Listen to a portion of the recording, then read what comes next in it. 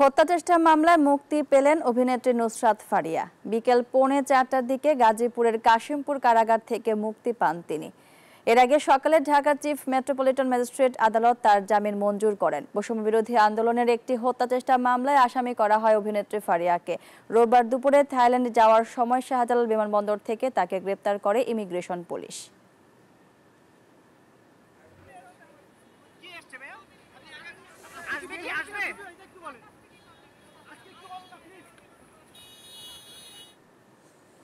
এ বিষয়ে আরো খবর জানাতে গাজীপুর থেকে যুক্ত হচ্ছেন সহকর্মী জাহাঙ্গীর আলম। জাহাঙ্গীর, অভিনেত্রী নুসরাত ফারিয়ার মুক্তির বিষয়ে কি খবর আপনার কাছে আছে আমাদেরকে জানাবেন।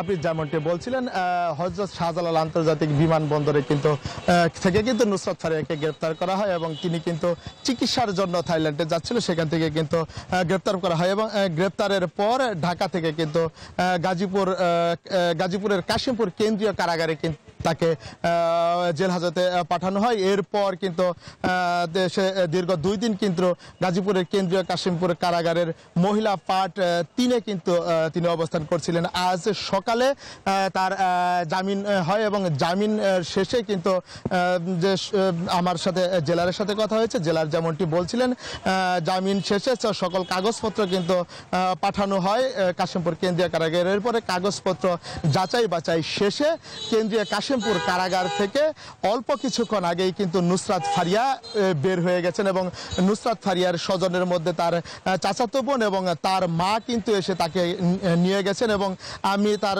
চাচাতো বোনের সাথে কথা বলেছি।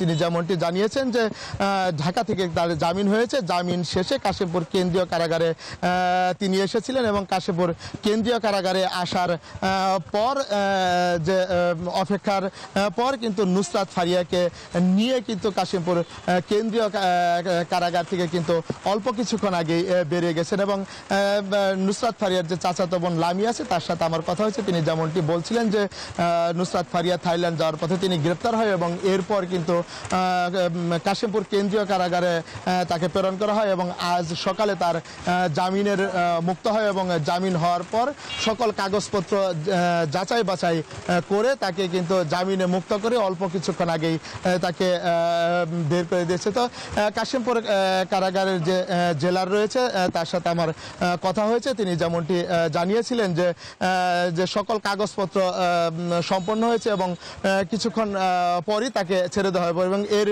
কিছুক্ষণ পরই কিন্তু নুসরাত ফারিয়াকে জামিনে মুক্তি দিয়ে কারা ফটক দিয়ে বের হয়েছিল। আমরা নুসরাত ফারিয়ার সাথে কথা বলার চেষ্টা করেছি, তিনি কিন্তু আসলে সংবাদ কর্মী যারা ছিলেন তাদের সাথে তিনি কথা বলেননি। তিনি কিন্তু কথা না বলেই তিনি তার গন্তব্যস্থলে চলে গেছেন এবং নুসরাত ফারিয়ার সাথে তার চাচাতো বোন লামিয়া এবং তার মাও কিন্তু রয়েছে এবং নুসরাত ফারিয়ার স্বজনরাই কিন্তু তাকে এখান থেকে নিয়ে গেছে। এবং আমি যদি আরেকটু জানিয়ে রাখি যে এই কাশিমপুর এই কারাগার। জি জাহাঙ্গীর, আপনাকে ধন্যবাদ।